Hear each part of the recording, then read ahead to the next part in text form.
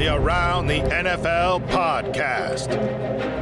The most famous broadcasters on Radio Row. Totally not true, and yet we will ride with the narrative. From the Phoenix Convention Center, it's Around the NFL. I am Dan Hanzus. Heroes here. Marc Sessler. Gregg Rosenthal. What's up, boys? I mean, who's bigger? Wait, you want to go with Zolak over there? You guys, what is going on with the two of you? CBS Sports? With the two of us. Well, my grandfather, is watching What did I say to you? I haven't even spoken. No, between day one when Marc's talking about his hotel suite and, being a king, and now you're saying we're the most famous people here. Well, it said broadcaster, so, What did I say yesterday? Flying too close to the sun on borrowed wings. You want to go put your buddy Pat McAfee on a little throne? No. You were the one saying that you were ready to ride with the narrative, and then you're coming at us all of a sudden for riding with the narrative. Took it too far. Zolak was looking like especially Zolak. Something's today. going on with Zolak. We walked by him on the way to the set. Zolak, a.k.a. the sentient Powerade bottle of NFL media. He now has kind of like I would say almost like he went to a stylist, and he's got like a blind, and then he got new glasses. It's a whole look now. He kind of looks like a professional wrestler. I didn't encounter him, but I've seen him in the past, and he's a large framed individual. Absolutely. Large sunglasses. We are indoors, so it's a choice. Right, that is a move. This is the Super Bowl preview episode, Super Bowl 57. Eagles, Chiefs, and thank you to everybody who checked out our first show from Radio Row here. Sorry, Media Row here at the the Arizona Super Bowl. Got a lot of positive feedback on the Jamal Williams conversation, which I was happy to see that. Yeah, I think people thought that, I think he helped take it right to the goal line for us. He was a wonderful guest, but we did our part. That's what we're here to do. If we weren't here, he would have been speaking to nobody on the show. Absolutely. And we got a very special guest coming up as like kind of the halftime of today's show. Our good buddy Chris Mad Dog Russo is going to talk some Super Bowl props and just catch up with our pal Russo. And we're going to break this down into two parts, Greggy. Okay? You want to get into it? You want to get into the Super Bowl? Please. I think we need to. Like for real, like hardcore, get into the game. Big game. The game's going to happen whether we do it or not. It would be interesting one of these years if we did a whole Super Bowl week with the guests and whatnot and talking about our nights, and we actually never previewed the game. Would anyone notice or comment? No, not at all. It's a football guy's dream though. This game. It Real is. Football Here's nerd game. a really good stat in terms of where we're at on this. 2-14-3 teams in the regular season, now both 16-3, both number one seeds. I love this one. Both teams scored exactly 546 points this year. And you would think it would happen more, the number one versus number one, but it happens where a team gets picked off. And yet it does feel like, boys, that this is the matchup that we were destined to see, and now we're about to see it. There's one other mirror aspect to that that tweet has been going out all over with these 6 All-Pros on both teams, including a Kelsey, obviously, on both teams, and their quarterback. There is no real, both are so complete. I just feel like this game is going to be like a 90 points total. Oh, yeah, Marc, how about both teams have 4.6 yards per carry I this saw year? that one, and it felt like that's the Your turn. That was the bullet point they could have knocked out. That didn't help. I like the years, and I remember them too, when in the Super Bowl you get the best two teams, and it kind of, you've been on this journey covering the sport throughout the course of the season. And there were other great teams this year. Like, it wouldn't have been crazy if the 49ers and Bengals were in this game. But I think of games like Saints-Colts. Those were the two quarterbacks who were the two MVP candidates for the year. They were the best two teams all year. Great matchup. You determine who's the winner. Saints get it done. Seahawks-Patriots, to me, the best two teams in the league that year. Not the MVP candidates, but the number one offense, number one defense, kind of two, franchises. And then now here's the number one MVP. He's going to win it tonight. We're taping on Thursday, but we know and I believe Jalen Hurts will be number 2 in MVP. They win in different sorts of ways, pass, run, and all that. But it's beautiful when you just determine. It's easier to remember, too. Like when we're doing this in 10 years, we'll remember this one. Who knows what about last year? It's like, oh, remember that Rams thing? That was kind of weird. Hopefully we get the classic that we're expecting because, let's be honest, the postseason hasn't always delivered on the games that we thought were home runs. Maybe this one makes up for everything. And we're going to make our game picks, our MVP picks, our sandwich props, all good stuff. But let's break it down this way. Let's start with the Eagles offense against the Kansas City defense. Gregg, I'm going to tee you up to start here. It's an Eagles offense that obviously does just about everything well.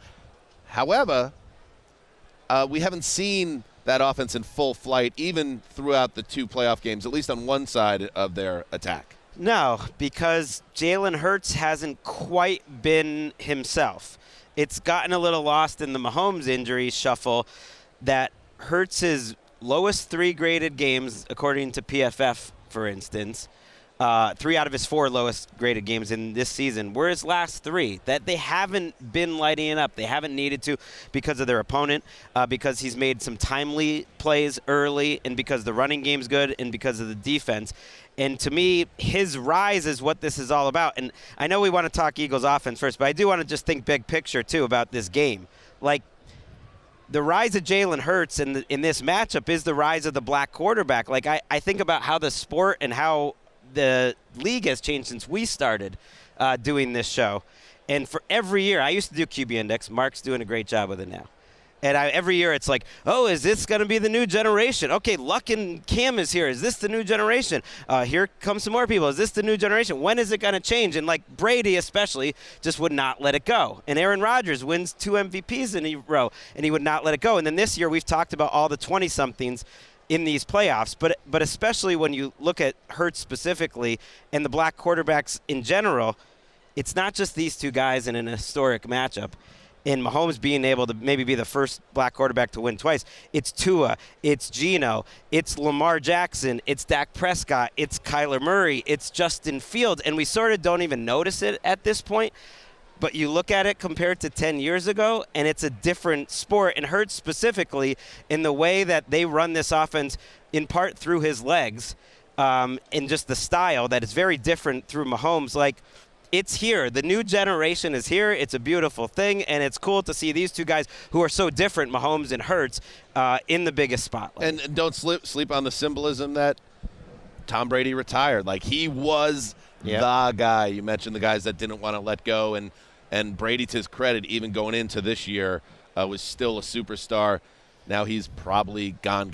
Yeah, and I think that the transformation that you've mentioned has a lot to do also with new thinking when it comes to coaching, because it was a bit of a sea change when Lamar Jackson and the Ravens and Harbaugh decided we're going to take Lamar Jackson, do what he does well, and base an entirely zig when everyone else is zagging offense around him. And I look at Nick Sirianni and where they were with Jalen Hurts a year ago, and how they transformed and changed that offense midstream and changed who the Eagles were and where we are today. And a lot of credit goes to Nick Sirianni, who I keep thinking, I feel like he's just underrated and overlooked at times. He's got this team playing loose. They're absolutely like a wonderful vibed Eagles team, and what they've done with Jalen Hurts stands out as one of the best coaching jobs of the entire season. And just to put a button on what you were saying, Gregg, this is the first Super Bowl that's featuring 2 black starting quarterbacks squaring off. And yeah, when you look at like the breakdown of the percentage of quarterbacks in the league of color, it is so much different. Like the football we grew up on, that like Randall Cunningham, for instance, or Warren Moon, those guys were outliers in the way the league looks. Now it's turning the other way. And Doug Williams, look, we're 3 white guys talking about this, but it's like a black league, and it's always in terms of the athletes that are on the field, and it's been off. And a lot of the quarterbacks, like Doug Williams and like Jalen Hurts, frankly, have had to come through different ways. Like late second-round pick, he did bounce around in college. You weren't quite sure he would ever develop into what we saw as an NFL quarterback, and yet the NFL has kind of changed, and Jalen Hurts' decision-making has improved leaps and bounds. And that's, we can talk about the pass game, but in terms of the run game, his decision making to me is huge on Sunday. And the decisions a lot of time are going to be, do I hand the ball off or not? Because it's an RPO offense, and the Chiefs' defense has struggled at times against RPO offenses. Struggled.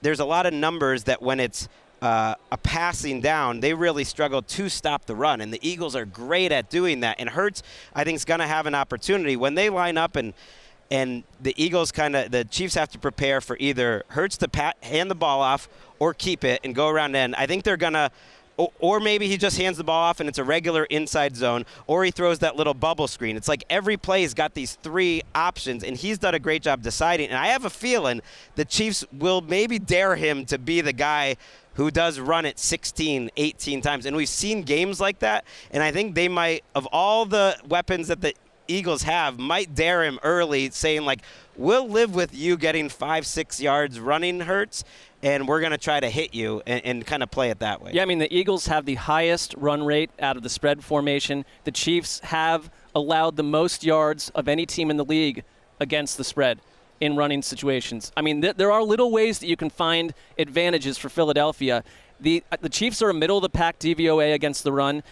They have only 4 teams in the league found a way to contact rushers behind the line of scrimmage less than the Eagles. So it's like there's a way for Jalen Hurts to make that decision that you're talking about and Chiefs, make yardage. Yeah. Less than the Chiefs. Yeah, I mean, they've been ineffective on that front. And then you look at the Eagles, their road to the Super Bowl, and Hurts' road through the season, where he was dominant, MVP candidate. I said on the show throughout November into December, I thought Hurts was the MVP, even over Mahomes.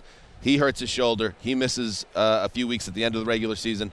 He comes back, and there's questions, and especially in that divisional round game against the Giants, like how close is he to healthy? He was acknowledging he wasn't fully healthy, and then they blow out the Giants by halftime, and they get to change their game script.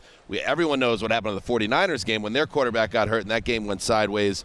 So Hurts he still really hasn't been tested to beat a team with his arm if it comes to that, and I do want to see that. One stat that kind of jumped out to me was A.J. Brown, who was one of the key pickups that any team had this season. It was a brilliant trade. I'm sorry, Gravedigger, that we're hitting this up one more time. But he really unlocked that offense. It all started on draft night for the Eagles as Justin Graver's heart was breaking. It not started breaking on so draft much that night. he couldn't do a live stream reaction to it. No, that was a must. And like the most 30-year-old move of all time. But yes, Justin. Oh, here we go. Erica threw the phone in my face and said, Oh. "Instant reaction, go." You know, I don't like this. You keep blaming things I'm not on blaming it. Erica. I was not happy even here. to. It's I a was bit happy of a to trend have lately. my heartbreak reaction be aired live to all of our followers. In and listeners. Justin's defense, Yeah. I thought he showed Erica a great amount of respect. We ran into one of our former producers, the Irishman, Absolutely. Brandon McGinnis, right down the hallway here at Media Row. And they were talking it up, the producers. It was like the old girlfriend and the new girlfriend. It was a bit of some energy there going on for me personally. That would be they're our girlfriend Yes. in this situation. But then at one point, Justin referred to Erica as his protege. Well, no, his mentor. Oh, mentor. 'Cause That's right. She was his protege. Yes, right. Because The that would have been a mentor. massive power move if he called Yes. her that. So Mentor, you called Erica. She which- was my mentor. How about that?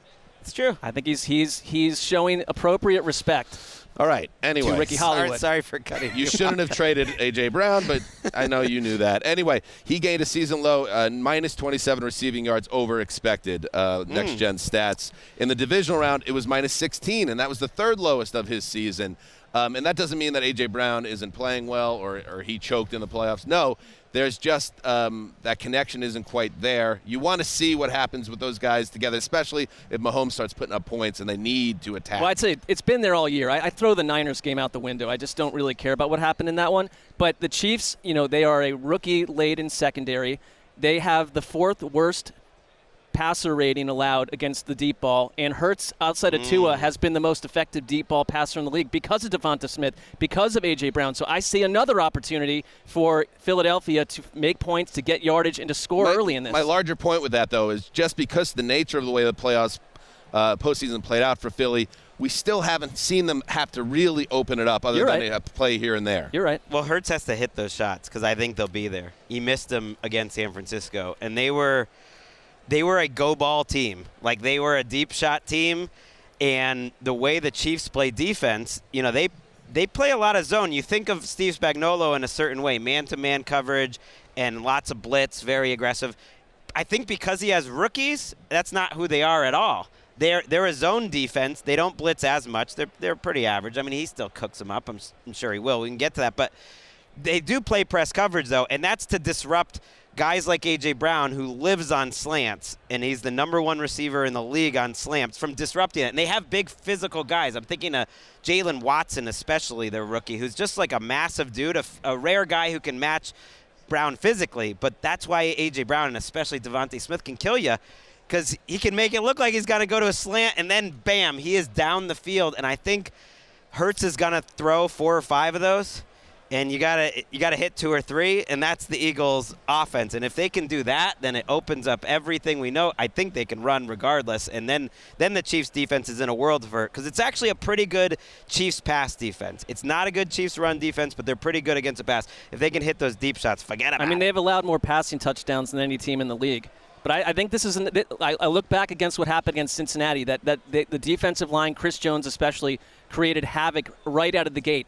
That's not going to happen as easily against this offensive line, which is the best in the league. Chris Jones has been unbelievable down the stretch here. He had 6 pressures in the AFC title game, his 3rd most in the game. He has more pressures than any defensive tackle in the sport since Week 10. Now, we know Philadelphia's offensive line is a strength. They have strengths all over the roster. But Jones, I think, is going to get his, because I think he's one of those guys that's locked in and he's a premier player. But you need that. I feel like you're going to need certain guys on this defense, and it's very important that the Chiefs look like they're going to get Snead back in the back end, step up and make plays and slow down this Philadelphia offense, because they've gotten out of the gate so hot throughout the season. Jones has had a Aaron Donald-like season. I mean, Donald got hurt, and so Jones kind of stepped up as the best defensive tackle in the league, and he would have been last year too if there was no Donald. But even this year, he went to another level. I think that's their chance, is in the interior. Jones, versus Sayamalo or Dickerson. Like, obviously Jason Kelsey's great, and the whole Eagles offensive line is very good. But if there's, I think, much stronger on the edges with Lane Johnson, with Mailata, and especially when you look at the matchup, I don't think the Chiefs edge rushers are going to do anything. Like, Frank Clark's had a nice little run in Karlaftis, but I think that all sort of ends. But if you look interior, it's Jones, and then they move Karlaftis inside on passing downs, and Dana has been playing great for them. And so those 3 guys kind of rushing on the interior, can you get Hurts to kind of bail out of the pocket? He was doing that because he wants to throw from the pocket. He's either like running or throwing from the pocket. He's not Russell Wilson, who's like scrambling and then throwing on the run. He's more of like he wants to win from the pocket, or he has a called run. I mean, we've avoided the Kelsey versus Kelsey thing because it became ponderous almost immediately. But for Jason Kelsey, it's a lot more attention obviously put on Travis Kelsey because we see him scoring points, but it is a huge game for Jason Kelsey. It really is. Like, the whole interior line, but I think, like, he is a key figure in this entire event. I'm looking at the middle of the field with the Chiefs. It's where they give up a lot of plays. They're going to have their 2 linebackers, Willie Gay, Nick Bolton, on the field sometimes, because they're going to want to try to play a little heavier to stop the run, and that's where it's Dallas Goedert time, working the middle of the field. And then the running backs out of the backfield probably have those linebackers on them, and I think we see a decent amount of Kenny Gainwell. He's better on passing downs than Sanders, and some of those, just like 6-7 yard throws, and for Goddard, it's often a lot more. I mean, he's among the leaders in yards after the catch this season. Yeah, Goddard's a guy that jumps out when you're like, who's maybe not an MVP candidate in this game, but who's a guy that can quietly wreck the game that no one's talking about. There's been a lot of Isaiah Pacheco talk on the KC side, but Goddard does jump out. You got Devontae Smith, obviously. Obviously have A.J. Brown. They have this running game that, when it gets really cooking, is absolutely dominant. But Goddard's one of those guys, he's in such a good spot because they can run the ball, because they can beat you deep, because Devontae Smith has developed into a number 1 type guy. He's got a lot of real estate and can make plays when the pass is there and gets there. I mean, it's 2 teams that spread the ball around to so many different people, and I think Philly just has they're so versatile. There's so many different ways to attack Kansas City that you wonder just from a defensive side that the Chiefs and some of these other games, it's like we know who the weapons are. In this one, it's like it could happen from any place on the field. That's why I still look back on that Kyle Shanahan Falcons team that lost the 28-3 lead that inspired the cinematic masterpiece 80 for Brady. As so influential, because I just think that is the NFL right now. Is you need 5 to 7 guys who can make plays, and yet we'll get to the Chiefs offense, but they don't have the stars, but they do have the depth, and that's the Eagles, except even better depth. Before we move from the offense, one last thing though is yes. I like to get into the nitty gritty, but I do like narrative. I like narratives too. Fun. I like them both. Sure.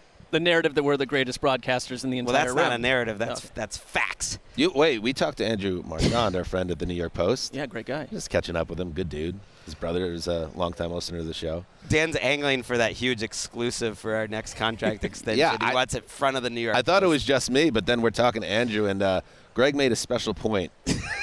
Marchand said something like, "Oh, you guys are doing pretty good," and Gregg was like, "We're doing more than pretty good." Paraphrasing, we're the best, or something like that. This is why Gregg is appropriately strategic also. He said something to the effect of like, well, if you guys get big enough, I'll be like doing your exclusive. And I that's was what it kind of was. like, look, we're already the number one, football only show. You got to take out fantasy. We are flying high close to that sun. Navels, us staring at them. Freaking fantasy.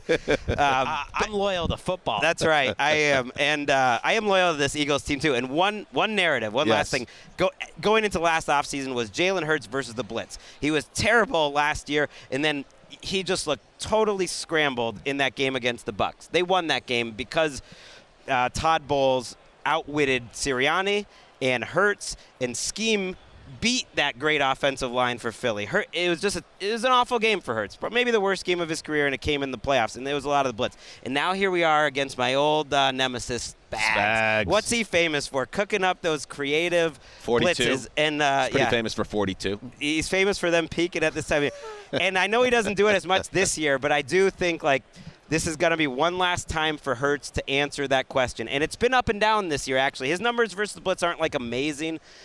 Certainly they did fine against the Giants, but they were just so much more talented against the Giants. I thought that the 49ers weren't blitzing early, but they certainly had the Eagles scrambled. And just can Spags create 2 to 3 big negative plays or turnovers? Because I think that's what the defenses are going to be really needing to do in this game. I think it's an offensive game, but if you can just create 2 big plays and then that old bugaboo for Hurts comes back, to me that's his final level to answer to become champion. Right, you think about the possession chart for both teams. Touchdown, touchdown, touchdown, touchdown, field goal, field goal, field goal. If you get interception, a fumble return in there, that's how this kind of reminds me Special of teams play. Patriots, Eagles, how it's just a points explosion. I mean, yeah, we've been trying to predict how these games are going to go in the playoffs, not just the predictions themselves, but the feel and the flow of the game, and we haven't always been right. It's been keeping us on our toes. But God, doesn't this feel like it's going to be a shootout? Yes. Mm-hmm. And aggressive. We know Philadelphia is built defensively, when we're going to get to it after our guest, is built to make big negative plays with their pass rush and create turnovers. Can the Chiefs rise up and do that as well? That's what it's going to be about. I don't think there's any way this, in terms of the Eagles offense, where we're talking about Sunday night, man, they scored 13 points tonight. I think they're going to put up points, and then it becomes a matter of can that great Philadelphia defense slow down Mahomes enough to get the trophy. Yeah, I mean, only injuries or catastrophic errors would have us talking about an Eagles team that scored under 20, right, because 30 points. The key to putting up those big numbers is getting 7s instead of 3s, and they're just so good in the red zone. And the Chiefs, I think, were 31st in red zone defense, and yet here they are. Don't forget about that double cheek push that they have up. They've always got that up their Speaking sleeve. of things I don't really need to hear that much more about. I was obsessed with the double cheek push. Oh, outlaw the cheek push. Don't outlook the cheek. Oh, it's from rugby. Who cares about rugby? I don't care about anything about it. It's how football play. Nonsense. All right. Let's take a break. Let's get the Mad Dog in here. Let's talk. Let's just catch up with the Mad Dog, do some Super Bowl talk with Chris Russo, and then we'll talk about the Chiefs offense v. Philly defense. We'll be right back. All right, let's take a break from the Super Bowl preview and welcome a man who needs no introduction. But I'm going to do it anyway. the legend, Chris Mad Dog Russo, back for, I think, the 5th straight year. The tremendous trio. How are you guys today? Things good? Doing Very great. good, Great. Chris. Thanks for coming on. Always a pleasure. Great to be here. You guys do a super job. Got a nice set. Away we go. Yeah. Moving along well. And let's talk, I mean, listen, we all grew up listening to you on the radio, and then you built out this great empire at Sirius, post-WFAN.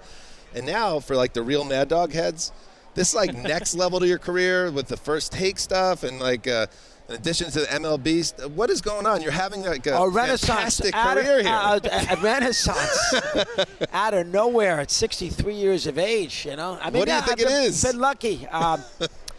I have some private theories on that. Maybe my wife wanted to get me the hell out of the house or something. But I've been lucky. You know, I mean, I got a huge break with the First Take thing, and it's all because of Stephen A. Smith. So I mean, he's the one who asked me to do that Hall of Fame last year with Bonds and Clemens when they did not get elected on their last try. He texted me on a Monday on January 24th. I go on there on Wednesday. I do 2 or 3 segments. It was the Wednesday after that Packers San Francisco in a game in the snow. So there was I'm Brady with the Rams. So there's a lot to talk about. And the next day, ESPN said if I want to do once a week. There it is. The next day, and I took 2 weeks. I was here at the Super Bowl. I agreed to, what they were asking. I didn't beg. They gave me an offer. I took it, and I've been doing it ever since. So you do it once a week. You have fun with it. There's some I do an extra couple when he's away. He's got a nice Johnny Carson contract where he's away in the summertime, so I'll do an extra couple there. And my job there, essentially, I have 2 roles there. One is to give him a little break because he does it 5 days a week, and he knows that I can take some of the load off him. And I think, any talk show host, Letterman I used to sense that with Letterman. I do Letterman so many times that when he knew he had me on for the 2 segments, I could carry the segments for him, and he didn't have to work. He'll just set you up with a question Go ahead, or two. talk. And then I need a break. And I think there's a little something not going on here with Stephen A. I think that, not that he needs, but I think. Sure, no, that And the other checks thing out. about Stephen A. that's very good is he allows me to be me. So ESPN has allowed me to have those nutty segments for 7 or 8 minutes. I did one today about what I'm mad about. Mm-hmm. So I did one today. It was the first one I've ever done where I did it in front of an audience. So today I did Rodgers, in a cave and trying to figure out what he's going to do with his life and cheating at the AT&T. He played it with 10 handicap. He's a 3 index, and he won the tournament, the Pro-Am last week. So I did that. That bothered me. You're fired up about the Rodgers, making a big spectacle of himself, I bet. Aaron, can you let us know? What, are you going to go in a cave for 5 days before you find out? Oh, my God, Josh, you're crazy. Wow, so he's a 3 handicap, and he played with it. That's what we like to call in this show a La Ravia Magnifico. Yeah. And the second, did you know the second place Pro-Am guys got all ticked off, including Keith Mitchell, who was the pro? They said, this is a joke. He's not a 10. He was a 3 index. They gave him 10 strokes. Anyway, he won by a stroke. So I did that. I did Orlovsky, the ESPN guy who somehow didn't have Otto Graham, Joe Montana, and Unitas in his top 5 quarterbacks of all time. That's a layup. Oh, well, let's show Gregg's Super Bowl quarterbacks list. I do have a list of quarterbacks. Oh, Otto Graham never played in a Super Bowl. My list is the best quarterbacks of all time, and I had Unitas. I think I've got him too, ahead of Montana. And Montana, he didn't have either one of them. Come on, Dan, geez, you're better than that. Bad job by him. So I screamed on him, and then the third one was Kyrie Irving, who's a freaking layup. Don't let the door kick in the rear end on the way out.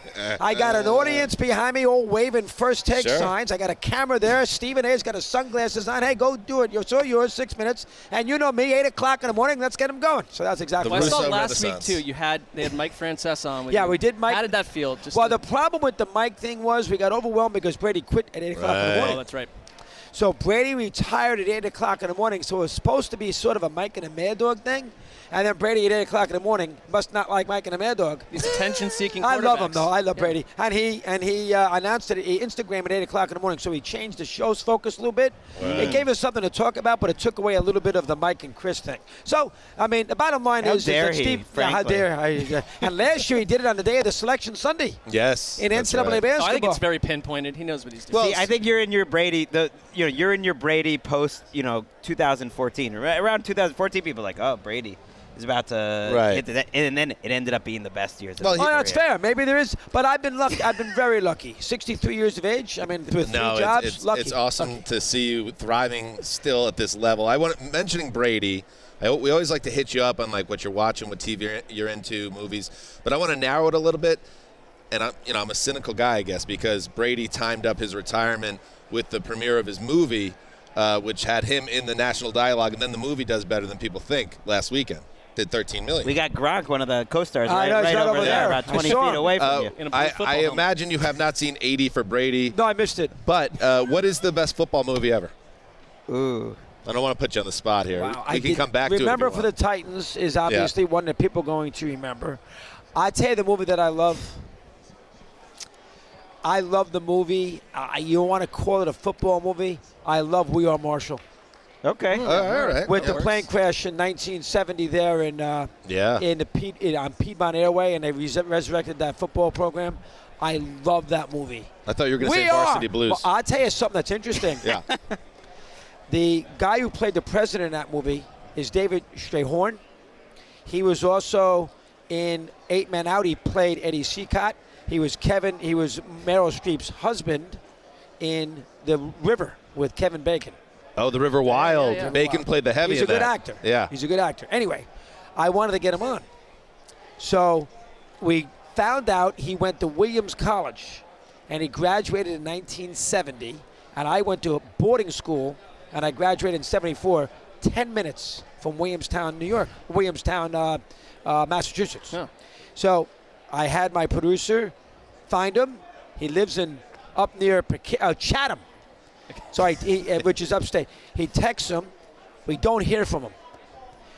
Then we hear from him 2 days later. He says, whoever you are, I don't like talking about myself, so I don't want to do it. He texts the next day, says, let me apologize. Yeah. All my friends are killing me Exactly. for not doing Mad Dog, You gotta be but I kidding me. really don't want to be on. I don't want to be talked about. And that's a kind of actor that I'd love to do, Yeah. and I wasn't able to do it. There you go. That is the That's measure good of a story. man, though, that he apologized. Well, to he me. must have told somebody, some guy Yeah. named Mad Dog Russo. You know who he is? What do you hear? Yeah, we know who he is. And then he's not a sports fan, obviously, but there you go. That was a good one. I love that movie, We Are Marshall. Okay. I'm a Okay. big fan of that. That's a good one. That's a good answer. So you have your quarterback list. Yeah. And I think these lists, I get a little antsy about like all the legacy talk when these guys are in the middle of their careers. But with Mahomes, He's going to be there at the end of the day. yeah, and I'm not even worried about where he'll end up. But like I've seen enough now. I agree. Just in terms of how he plays quarterback, like where he is right now, I think he's the best player I've ever seen play football. And do you think he's the best player you've ever seen? I'm not saying what is stacked up and this and that. I'm just taking everything into account. Is he the best? You very well could say that. He's going to the Hall of Fame. If he retired tomorrow, he's a Hall of Famer. If he retired tomorrow, you and I here next year would probably put him top 5 all time. To be number 1, you need more than one But Super I just Bowl. mean like he's playing today. you He's can make that playing the argument. game at a higher level than anyone's ever played it. Better than Montana? I think so. Well, I mean, we were too young for that, so I sort of discount Well, no, we my watched opinions. Montana. I think I look for player comps from Mahomes, and the Kelsey brothers they have their podcast, and they last week were introduced to The Drive. They hadn't really watched it before, and play-by-play, you see what Elway does, and Elway does a couple things on that infamous drive where he looked to me like Mahomes, and I think it's easy for us to forget that, like Elway, if you were he not would be another candidate for this. So just Yeah. like a play, just like at his very peak. Right, if you were not a Broncos fan, I feel this way if you're not a Chiefs fan, Elway would frustrate you to the depths of your bones, and I think Mahomes does that if you're dealing with I agree him. with that. Now, I'll say one quibble about Mahomes, and it's not his fault. He's never played a road playoff game. It's because he's so good that That's the team's true. good. Never played a road playoff game. He's never He'll had get there. He'll play know, plenty. Elway, 98 yards, was in Cleveland. Yeah, He with dog biscuits and batteries coming down. Montana, road playoff games. I mean, if road playoff If games I'm was like, quibbling, how about if I give you that one? Is that fair? That's fair. I mean, if we were measuring by road playoff games, though, like Marc Sanchez is a legend. So Well, you that's know, I fair. don't- I remember they're going to win that division every year and get that home field. But I do want to see. I would like to see him play in Orchard Park on a 5-degree day, in a big but you spot know, in January. we've seen He'd still enough of him. respond. He I know. absolutely I know. would. Yeah, He is he's that dude. You can make an argument he's the greatest of all time already. You can make that argument. Would you mind doing a few Super Bowl props with us? Yeah, we always have some fun. Go All ahead. right, let's do it. So let's hit the Super My Bowl. betting this year has been terrible, but go ahead. I want to focus on MVP. Right now they got Mahomes plus 30, Hurts plus 130, both of them. Travis Kelce plus 1,600. I saw this on Twitter, Mad Dog. He's played 17 career playoff games. the equivalent of one season in the modern league now. In those 17 playoff games, 127 catches, 1,467 yards, 15 touchdowns. Wow. This dude is a dog. Greggy is a Patriots fan. He gets upset when I say that Kelce is better than Gronk. It's not even a conversation. I absolutely believe Kelce could close. blow up and take the MVP in this game and cement himself as better than Gregg's hero.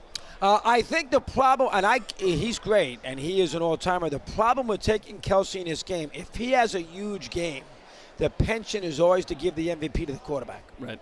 So, Sure. he has to be phenomenal. I mean, let's face it. I mean, there's not many times where the receiver wins the MVP on a winning team. Rice did in '88 against Cincinnati, but everybody only remembers the drive that Montana led against the Bengals to win the game to John Taylor, but Rice won the MVP. It's very, very difficult for the receiver on a winning team to win that award because most of the time, the receiver on a winning team are going to give it to the QB. So that's the problem with going with Kelce, and that's why it's plus 1,600. Makes sense. Every once in a while, Deion Branch, but it's pretty rare. Branch won. That's a good point. It's pretty Branch, rare. it's good job on your part. Branch. Yes. Yeah, Got as a it. Patriot, That's all I was looking for. As a Patriot. That's a good job by you. That's a good job by you. Nice performance. I think the first thing you got to do with the props is you got to decide who's going to win the game. All right. And then I think you work with that. If you think the Chiefs win, then you run with Chief props. If you think the Eagles win, I think you run with the Eagle props. The one thing I would say, the Eagles are better 2 through 53. The one thing that you'd have a problem with is the best player on the field plays for Kansas City. And if your life's on the line, you're going to take Reed over Sirianni. Throw in the fact, if you look at the history of at the Super Bowl, it doesn't always hold out, but usually the first-time coach against the guy who's been there before, the guy that has been there before usually wins. I mean, including with Andy Reid when he played Belichick. They won. McVay and Belichick. McVay won the next year. Great call. Stram against Lombardi. Stram beat Bud Grant. Shooter lost to Dallas. Then he turned around and beat Washington. Landry lost his first to the Colts. He came back and won the next year against Miami. So not all the time because Doug Peterson won. But a lot of the times I like that experienced coach in that scenario. So I think that's a little advantage for the Chiefs. Plus the Chiefs are going to be all motivated by how bad they were 2 years ago. And they were bad. Offensive line was bad. Their play a lot better. So that makes me think that maybe something with the Chiefs. But pound for pound, offensive line, defensive line, the year they've had, the Eagles are better. So if you like the Eagles, I wouldn't take Hurts running. He hasn't run that well. Yeah. I wouldn't go there. Maybe you take the pass. What's Goddard, the tight end? I'll look for it, but I like the Eagles running. Like Sanders over/under is 61.5. And to me, the two constants with these teams actually, they've had their defenses have gotten better, but it's been the two constants all season that hasn't changed is the Eagles are one of the very best run offenses that we've seen, and the Chiefs are a lousy run defense. And if you think back to that Jaguars game, they were running all over them in the first half with a similar sort of RPO. And you think to that Bengals game, that was no match because they're missing their offensive lineman. And to me, Sanders in that running game, that's the only mismatch I see in this game. I think it's overstated that the Eagles have such a better roster. I think the Chiefs have a nice roster, but that's one big advantage for the I like that one. The only negative about the Eagles, they have so many weapons. Brown, tight end's good. They got to get Devontae Smith the ball once in a while. They have Hurts will run a little bit. Boston Scott will get the ball. That other kid they got who's played well. What's the number? Playoff Kenny Gainwell. Yeah. He's got to get the ball. That's a lot of mouths to feed to get the 60 yards for Simon. So that would worry me. You might need a big run. He may only get 10 carries. Okay. So that's what would worry me there. But that's a good one, though. 60 yards. Goddard is plus 6,000, by the way. To the MVP, what's the yard? Does he have a yards or a tight end? I like that one. Well, I look it up. Do you have one, Mark, you want to share? This one is trenchant. We don't need to spend 1,000 hours on this, but the color of the first Gatorade poured on the winning head coach, we've got yellow/green lime, that strange one, at plus 145. We've got orange plus 300 and blue plus 350. What do you got? Wasn't it blue last year? Well, I wasn't It was my tracking that. trivia question. That's how I know the answer. When you're playing tennis in Connecticut, right? Yep. What are you drinking? What's your energy drink? Or is it water? What do you do? It's water. I do not drink Gatorade on the court. It's keeping you looking very young for singles, 63. doubles. When I was I love there's so much doubles played, so you have to play doubles because that's where the games are. The problem with doubles is I don't do the two things that is important for doubles, serve and volley. Because doubles, it's all about getting to the net and putting points away, serve and volleying. And I'm better running around all over the place, keeping balls in play. And I don't want to go out there and have to serve on my volley on my second serve. And that gets me in trouble in club Can you matches. imagine playing tennis doubles against Mad Dog? We're cut from the same cloth. And I'll you tell just described my profile. And I hate to so tell you it's- this, it's a pain in the neck when I play the tennis, because I usually play Wednesday nights at 6 o'clock. So I'll leave the radio, and I'll run to the courts. And a lot of times the people I'm playing, I don't know them, different club, but they know me. Right. So now they get involved. They want to go home and tell their wives, I kicked Russo's ass. Oh, it's like when today at teams tennis. play the Yankees or whatever. it you drives want to crazy. get up to play the It's a Yankees pain and in get the up to neck. play Mad Dog. And then I put pressure on myself. Yeah. I can't embarrass myself, and then all of a sudden I go off the rails, which bothers me. Interesting. True or false? Pickleball is the scourge of society. I can't stand that. I knew it. Yeah, this. Yeah, but tennis guys are always going to be aligned on that. No, That's it's for a just lot of regular. old men and old women. Let's go out there and hit. But what's wrong with that? That's fine. That's fine. Put it on TV.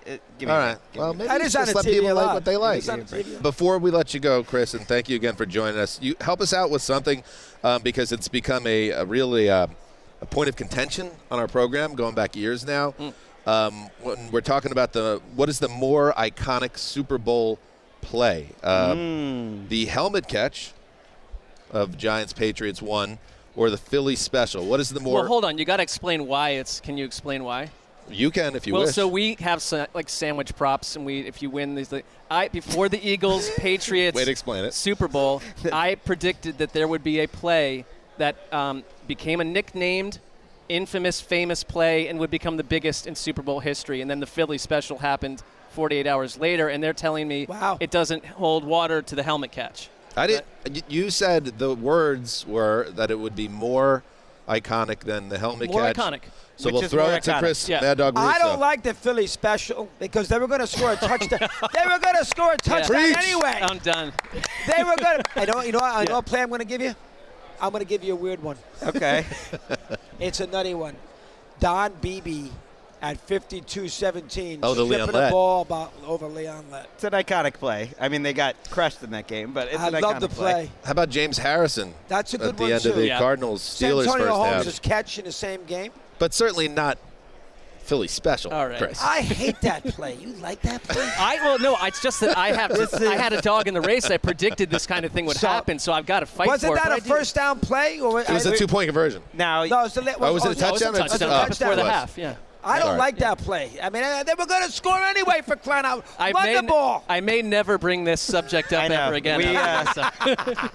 We Funny. know you should be getting royalties when people say that's a good job by you. That's my favorite one. I do want to ask permission, though. We are going to use you destroying his argument Please, you can as use a it. sound drop on our show. Can we do that? Absolutely. Thank Are you an Thank Eagle In the fan? future. No, not at all. So why would you pick that? That's I it. don't know. It was just came into my. And he don't like it because he's a Patriot No, fan. of course. I have so no you're support. You're dead out of the way. No I support. don't like either one. This is the best day of my life. Chris Mad Dog Russo, you are seriously someone the best. we look up to, and best of wishes to you going forward in this. The Russo Renaissance is just 63. flying right now. It's going to stop eventually. I'll say something stupid, and that will be the end of it. And then you won't have me on Super Bowl. No. We'll treasure We'll this. stand by you. We'll stand by you. You've challenged us. Great to be here, guys. You're the best. Thanks, Awesome. Chris. Oh, I got the Mad Dog in my corner on the Philly Not So Special. Come on, Sessy. I mean, if I'm I really annoyed wanted, now. if I really wanted to dig into, the childhood mythology of listening to Mike and the Mad Dog for so many years, I really could have gone at him if I wanted to. But I'm sitting next to Chris Russo, and it still feels somewhat surreal to me. And I was just sort of like listening to him untangle and destroy me word by word. I did try to go at him here or there. Just He was that- flabbergasted. Yeah. That's my way to get his respect. But we are going to play that Russo sound drop coming after Marc for years. He was almost insulted you would even have such an opinion. I think the one thing that was lost a little bit due to my lack of clear explanation was that I predicted something of that nature would Doesn't happen. matter. Doesn't matter. I literally don't care what your response is. I am now battling myself to speak on the show. Or you might have an actual tag team partner who is actually yourself here. So that's weird. Good. It is weird. It's interesting. All right. I'm with myself also. But that was awesome. I love Mad Dog. And here's a little insight into this. And we say this every year just as a reminder because we have a lot of overseas listeners that don't even know who Chris Russo is. We do a lot of things. 98% of the things we do directly for the audience. What would the audience want? This is the 2%. That's for us. That's for us. The It's Mad ours. Dog. But what strangely has happened here, boys, and we talked about it with Chris. There's probably a little more than 2%. All right. The Russo Renaissance, after he finished with us, he goes to the next set over and picks up an NFL Network stick mic, and he's on NFL Network. That was not happening a few years back when we had Russo on. His stature has really shot up getting involved in the talking Really head world. Stunning late career planning by him. And I think he's got that Pete Carroll youthful vibe gene going on where he's 63. I'm 63 years old. I don't know how long I got left, but it's going pretty good. It's a good job by me.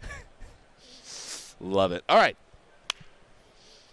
Just W's all over that seg. And now time for the Sunday Drive presented by Toyota. The Chiefs, they want a dub over the Eagles. Nailed but it. They're not going to get it unless they get a big-time performance from their offense. So let's talk Chiefs offense versus that Philadelphia defense. Marc, I'll start with you on this one. We actually heard Mad Dog say it's a well-worn kind of trope by now as we get closer to the game. It's the Chiefs have the best player, so they got number 1, and then 2 to 53 or whatever is more Eagles. Okay, sure. That makes sense.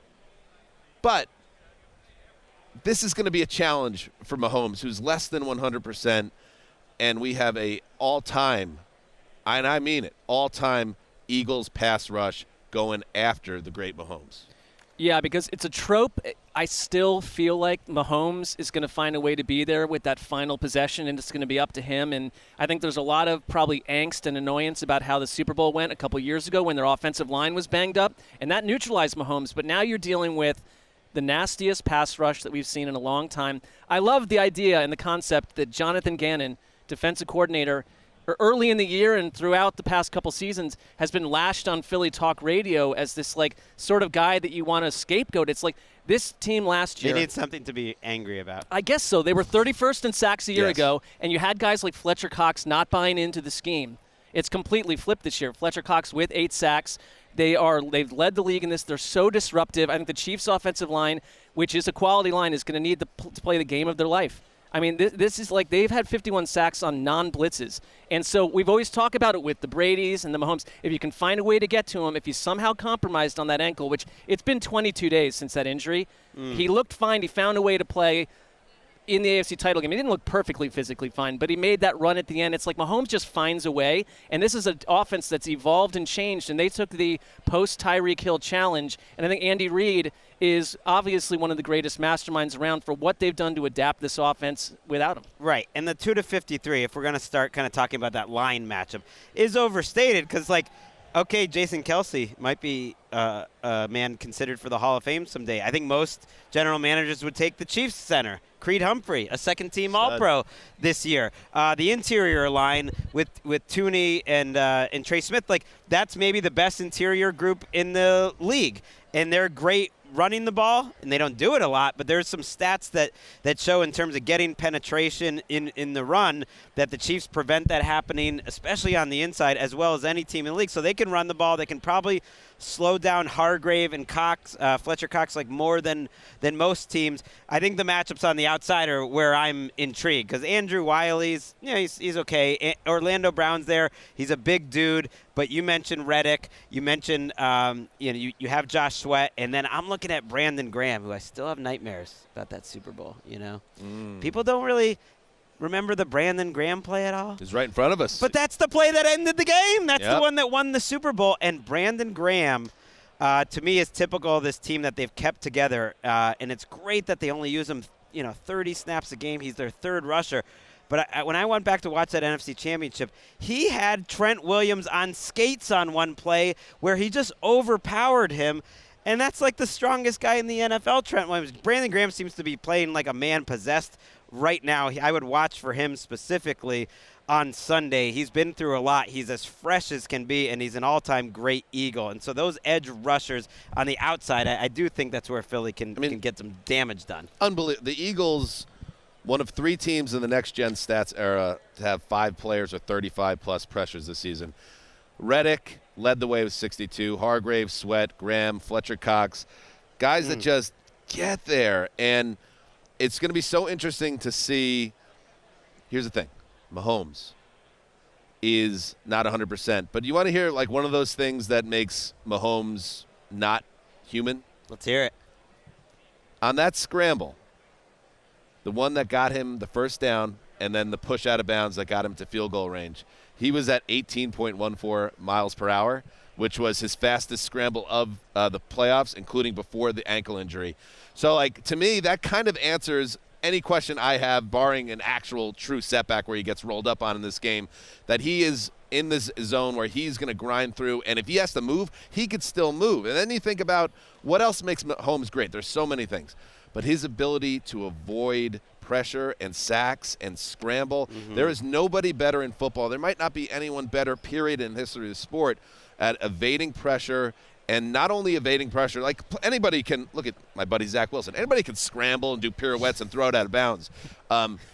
Mahomes is an assassin when he is being chased. When he's on the run, he can still pick a defense apart, and he's also great at a deep drop back. When you have more time to throw, he knows how to buy time, hit a receiver. He is the perfect antidote to this pass rush, and I think that's very interesting. I think the other X factor, though, is that the pass rush sets up one of the best secondaries in the league. I mean, a guy like James Bradbury has allowed the second fewest receptions, over expected among all defenders. Avonte Maddox is back. Chauncey Gardner-Johnson is back at safety where he had 6 interceptions this year. Darius Slay. It's like there isn't really a weakness or a weak area in Philly's defense for Mahomes to attack. So it's even more on him just to be Mahomesian. Well, then there's the other aspect of how, and we're going to get into this more, I think, but like how the Chiefs changed their attack post Tyreek Hill.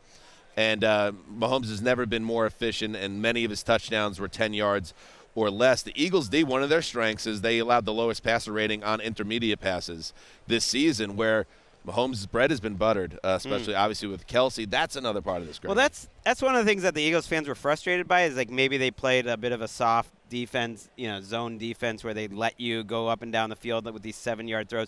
And that's what a lot of defenses have tried to do to Mahomes the last 2 years. And he adjusted and he got better at it. And you do worry about that a little bit as a Eagles fan. But they've been making big plays in terms of interceptions this year to make up for it. You can move the ball 40 yards, but if it ends with an interception, like they're counting on making a big play eventually. I do think there is a weakness, though, Mark, which is their linebackers are going to be on the field a lot in this game. The Chiefs play with heavy personnel almost as much as any team in the league in terms of having 2 tight ends, sometimes even 3 tight ends. Like they are a 2 tight end team. It's usually Noah Gray and Kelsey, and that just lets Reed cook his magic. I mean, that's the thing with Mahomes. It's the 2 of them coming together, and Reed gets those mismatches, whether it's Kelsey on the wrong cornerback or on, running backs on linebackers or receivers sometimes on linebackers. The Eagles will be tempted to have Kaiser White and TJ Edwards on the field at the same time because this is a pretty good Chiefs running team, and you have these 2 tight ends, so they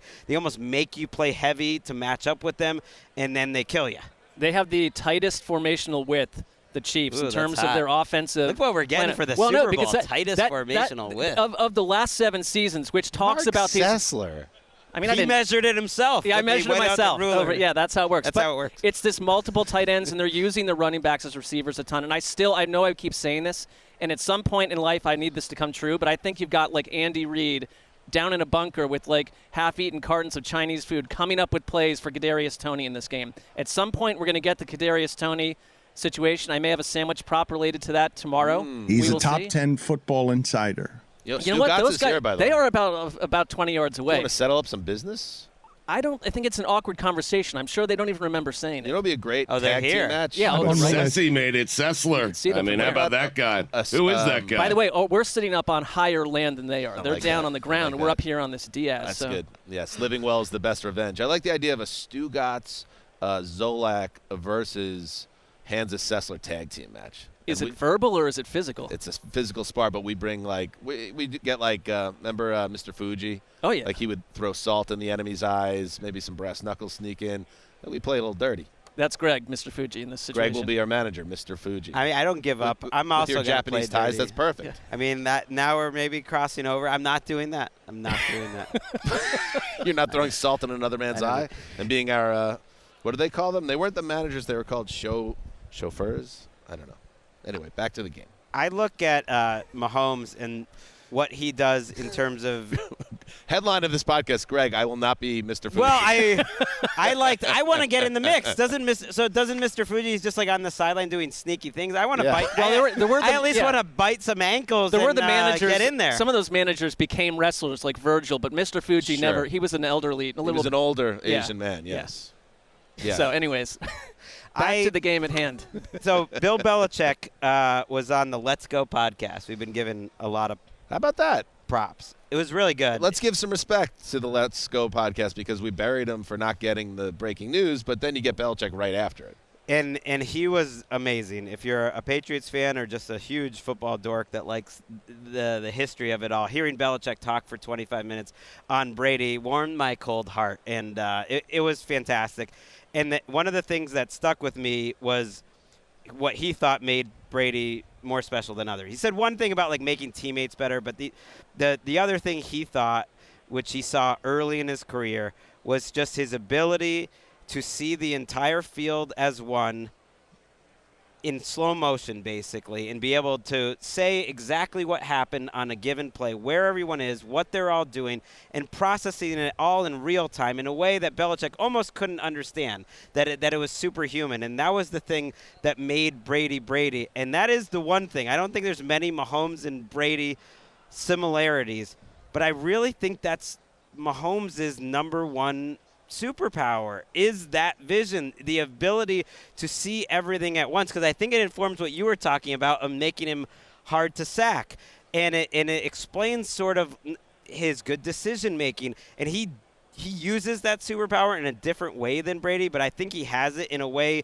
that I think is unparalleled in today's NFL, where like he knows where everyone is. It moves in slow motion. He sees it all. He can kind of like move what's going to happen before it happens on the chessboard in the middle of the play. So it's almost like what Brady had, but then adding the mobility and the athleticism to use it in a different way. And that's why, as someone who's pretty obviously rooting for the Eagles here, just has me scared to death, because like there's been proven no pass rush, if it's a good enough offensive line, that can totally solve that. And I don't know if like Jonathan Gannon in this Eagles defense is going to confuse him or mix things up enough to mess up that picture. And he's going to see that picture, and as the game goes on, just like that first Super Bowl he played in, I think he'll know what to do, and that worries me. And one little tag on to that, Travis Kelce, he basically prophesized the rise of Mahomes. After that season, we had played one game. Here during Super Bowl week, he basically said, no, you need to realize this is going to be a player who changes the game. And it was like, whoa, really? Well, it was a nice headline, but it was true. And I think he knows Mahomes better than anyone. And he played quarterback himself. And he said that the fact that Kelce played that position, he can see what Mahomes is going through in the pocket. He talked about this week. And that he thought that, we're always looking at what is different about Mahomes, what can you say about him, but that this season he grew more as a quarterback by leaps and bounds than any other year. And maybe it's hard for us to sort of see what that means, but the other players that are close to him and linked to him play to play, they see a different quarterback who keeps growing. He wouldn't have won that game a few years back where he basically was down to MVS and Kelce.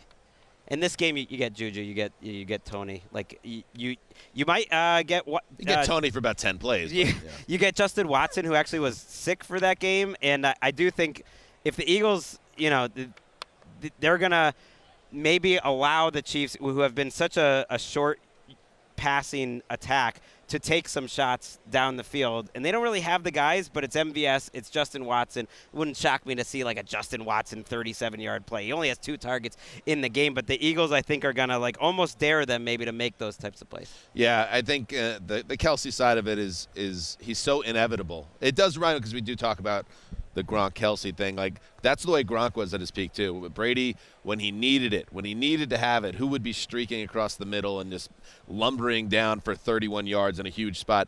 Kelsey is, to me, he felt better than ever this year, and I just think he's going to have a huge game. Like, I think that Kelsey, and that's not breaking news because we know his role, but I think what we've seen from him this year is how he's mastered the position to the point where he just gets open every single play just about, and that goes a lot credit, of course, to Andy Reid and Patrick Mahomes because they've been able to so quickly retool this offense, and it kind of makes sense in retrospect. And I don't think enough people are talking it up after Tyreek left. It's like, yeah, they're going to have to change their ways. They're not going to be trying to take the top off defenses as much, but they still have this other guy, and the fact that he's been so dominant this year, how does he have less than 130 yards in this game? I just don't see it. He's averaged 105 over his last 8 postseason games. I mean, it has so much to do with Mahomes. But how do you attack him? How do you attack him? Because against man, he has 12 touchdowns against man coverage, 5 more than any other player in the league. Against zone, 2.6 yards per route, first among tight ends. It's like there's no easy way to stop him. I think if you had gone back last offseason and it was Travis Kelce that had left and Tyreek Hill had stayed, I don't think you overcome that the same way. Wow. That's a hot take, and I think I'm with you on that. You ahead. stop it with Chauncey Gardner-Johnson. This is why they made that trade in Avonte Maddox. Those are 2 good players. Stop him?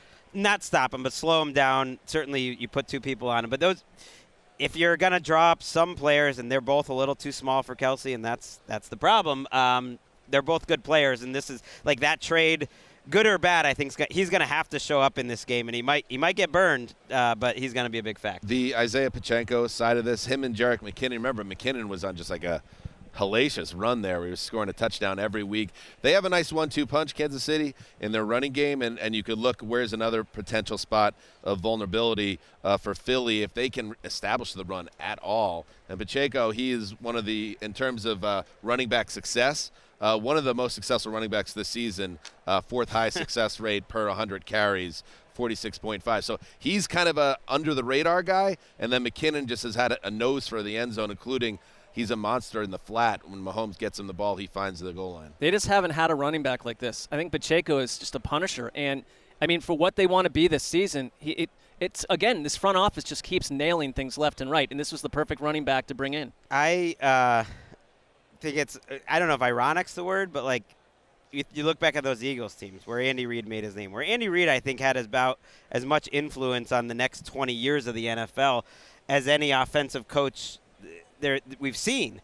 And you see his offenses looking a lot like the 99 through whatever it was, 05 and beyond Eagles. But, man, Eagles fans in the end, in a lot of those big games were like, can you please just run the ball a little more when it's working? Can you do it, Andy Reid? And now you look at this matchup where he's going up against his old team, the Eagles, and certainly their big weakness is running the ball. They play a style of defense that's in vogue, kind of like the Chargers, where they almost beg you to run. And so will Andy Reid, like, stay patient and do it? Because I think he's got the players, you guys explained why, with Pacheco and definitely the offensive line, to keep doing it. Because I'm not really buying the whole, like, you know, they brought in Linval Joseph and Ndamukong Suh, and they haven't really been playing Jordan Davis. Like, that is where you can attack the Eagles. Good game. And that was the Sunday Drive presented by Toyota. Are we not talking up this Eagles defense enough, though? Because I'm feeling I think we are, but then we're also in the previous Marc segment. We say that it's going to go touchdown, touchdown, touchdown, touchdown, touchdown, That's and be what I like mean. 45 to 43. Here's the thing, though, like, good, yeah, I agree, but, like, good defenses, these are 2 great offenses, and they're 2, potential, at least the Eagles are good defense, and the Chiefs can be, but it's like, I just think offenses win that battle, and so they just got to make enough plays. If you just get 3 stops, I don't think it's going to be like last year where the Rams and Bengals are just trading punts for like 18 possessions. I hope not. That was a classic Russo nug about experienced head coaches against young head coaches. But there was a lot of data backing it up. There is, so then you, like, special teams, is there any huge edge there? The kickers, is there a huge edge there? I don't know. Head coach, yeah, give me. Butker's had some misses this year. Yeah, he has. He hasn't been as good this season. But like Reed and Spags, I'd feel good if I'm a Chiefs fan against. I know Sirianni's getting pumped up here, and we had Baldy on the show last week who pointed out what a great staff he has that keeps that team balanced and keeps things centered. But give me Reed over Sirianni. Well, and Reed coming off. I mean, I get tired of these stats, but like Reed coming off bye weeks or an extra week to prepare. I mean, his record is a sterling. Well, I made a big Jag, classic. There's Rosenthal talking too long again. Rant before the NFC Championship about how the difference is going to be Sirianni going for it on fourth down, and that they kind of remind me of the Patriots where they're very buttoned up in terms of situational football, and I think he's got that advantage here too. I don't think Andy Reid's quite as aggressive in those situations. He's certainly not. They tend to have a few more field goals in 4th and 6, and I see Sirianni really going for it, using all 4 downs, and I think that puts the way pressure on Reid to be the same way. Hey, don't be self-conscious. You can honk when you're passionate. You're loyal. I mean, I do. I mean, it's also passionate honking. Largely your show, so this is your place to do it. So. I do the honking. All right. Greg is like a little dog, like biting at your ankle as you're just attempting to just do your thing. Can you just shut up? Not in this case, though. See, I do get grief. All right. Shall we pick this game? Yeah. Should I start since I have the least amount of drama? I don't know who you guys are picking. Well, you should know because we wrote about this on NFL.com, Marc Sessler. I think a good way maybe to I think we did this last year too. Marc's like, do I have to stick with that pick? I know this is good. Well, I think I've picked the same thing over and over, but the scores might be a little different. Can I get some dramatic music from Justin Gravedigger? I'll read mine first. I get a whole build. Sometimes you gotta stand out on the website. Yeah. This is what you did, you're saying. Chiefs 37, Eagles 17. Whoa. Why? Rude. The days of feasting on Daniel Jones and Josh Johnson never seem so far away for the Eagles, who get cooked by Patrick Mahomes on the sport's biggest stage. Super Bowl 57 MVP, Mahomes. Bold prediction, Mahomes finishes with more total touchdowns, 5 than incompletions. 4. Sizzle take from Zeus. I think that's a sizzle take. Wow. I'm a little stunned. So am I, actually, as I read that. I'm hurt, and there are a lot of possible outcomes for this game, and you could wind up because I don't think many are on that corner. You could wind up. It's a Dan Hanzus shout-out. That could make me look very stupid in a few days, and it probably will. Marc, your turn. Hit the music, Gravedigger. Oh, wait. I've got a whole spiel. I think he's looking for it. I'm not going to help him. I got to find it. It's just fun. It's fun to watch Marc panic. Doom scrolling. Okay, here he goes. Eagles 34, Chiefs 28 in overtime. Wait, Why? Overtime, you say? Yeah. Why? Of course. Every game with Marc is overtime. Hold on. It went to the top of the page again. Scroll. Okay. Why? The Eagles are the ideal blend of might up front, stars on both sides of the ball, and next-level coaching. It's just enough to take care of business against Mahomes and friends. MVP, Jalen Hurts, bold prediction. In a glorious bit of Super Bowl poetry, the Eagles run the Philly special from the Kansas City's 4-yard line with 8 seconds to go in overtime. Jalen Hurts for the win. Very good. So you got to stand out. Then I'll be calling Mad Dog on the phone if that happens. Okay. My way to stand out, and I did not. Where are you on this, Mr. Team Player? I don't even see your prediction on this article. Well, I did do the game picks all season long on NFL.com, and then they bumped me for this last week. And I didn't you didn't send anything in? I did not. Wow, Gennaro Felice and Ali Benpar. Well, because I'm on the record. You can go back to August, and you can look at my Super Bowl prediction back then. And it was Philadelphia Eagles over Kansas City Chiefs. All right. Written in tablet. 2 consistent factors this season for these two teams. One is a dominant, game-breaking running attack.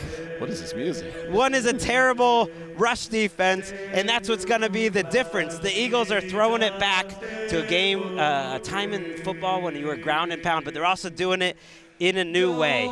This will be the best running quarterback to win a Super Bowl. To win a Super Bowl by running the ball and building the game around your running game and around the run of your quarterback. I know Russell Wilson could scramble, but this is how they built their offense. They said you couldn't win a Super Bowl that way. Oh, that's a college offense. That is how they are going to win a Super Bowl. He's tying it back together to the opening of the show. And they said that you couldn't pick the Super Bowl right ahead of the season, and I'm going to do it. Eagles 35, Chiefs 31. Very nice. Are you a bigger brand builder than Austin Eckler at this point? I'm trying, I mean, this will never happen again, so I got to really play it out. That is a money prediction, because, I mean, how wayward and sideways do those things go? Did you do that entire rant with this music under you? I would have enjoyed it. I was desperately calling for wacky music, and then Gravedigger plays a monk chanting in a temple somewhere underground. That was the gravitas it deserved. We're going to give you your flowers.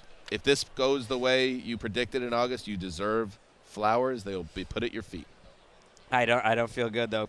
I think I remember at that Chiefs Super Bowl when I picked. I mean, I do feel good. That would totally ruin everything I just said. But that Chiefs Super Bowl when they won, just making a similar rant of how I'll never pick against Mahomes. Not a comfortable place. It's exciting. Yeah, you're in a tight spot. Very tight spot.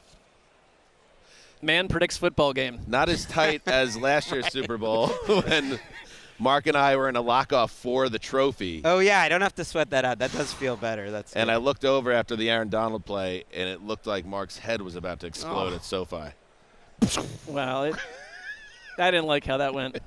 Oh, I didn't even remember that. You didn't talk for about 45 minutes after that.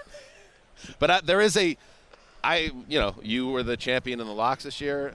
I wish I could have locked off against you here to get that tie, but there's less stress involved. That's fine, too. Just enjoy the game.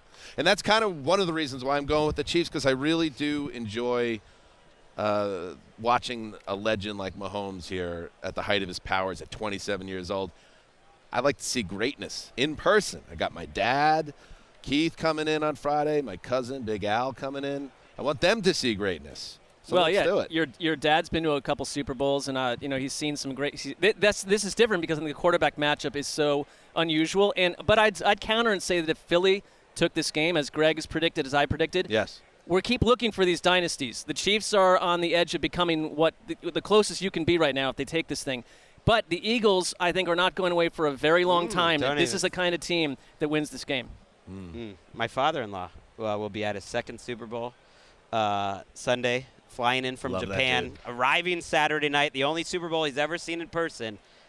Tom Brady, helped along by our friend who's walking around Radio Row here, Media Row, Malcolm Butler. In a classic. That game was so good, he became a legit NFL fan for a while after that. So it was both Phoenix Super Bowls he went to. Does he have an affinity for the desert? He does. He used to loves the desert. He used to work for some company that had a lot of business here.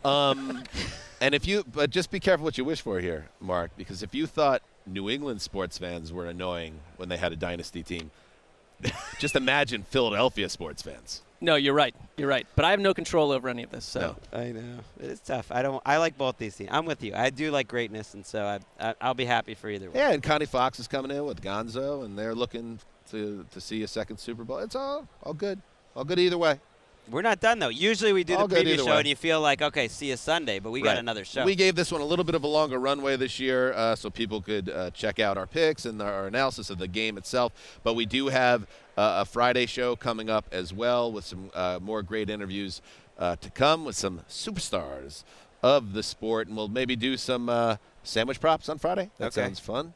And maybe some prop talk. Maybe the... Who knows? Maybe the Rainmaker comes out. These are all things that could happen on Friday. Many variables. All right, great stuff. Good stuff. Let's go. That's it. Marc saw Colt McCoy in the lobby of the hotel. And oh my God! Blushed. It was great. Total fanboy. Did not say a word though. We got to make that happen. All right. Till Friday. Heed the call.